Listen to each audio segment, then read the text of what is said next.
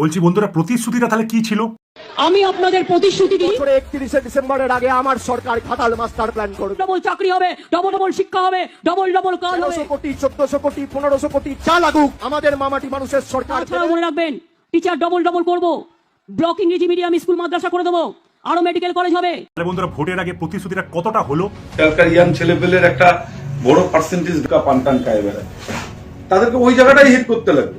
কিন্তু ওর মাসে 1000 টাকা তো গুটখার খরচা হয়, এটা তো দিদি দিবে রে। তাহলে ডবল ডবল চাকরি, ঘাটাল মাস্টার প্ল্যান এগুলো না হয় তাহলে এখন যুব সমাজ গুটকা খাবে কি করে, তার খরচা দিচ্ছে সরকার। না মানে ভালো, বুঝে গেলে ভালো। শেয়ার করো বন্ধুরা। গুটকা আপনারা গুটকা খাস তুই? একটা দিচ্ছে, তোর খরচা উঠে যাবে। তোদের কোনো কর্ম নাই, তোরা আমার কাছে আয়, আমার সাথে সাথে ভিক্ষা করবে, প্রতি মাসে 30,000 টাকা আরে দিব। কই গো শুনছো, একটা বড় বাটি বড় দেখে দাও।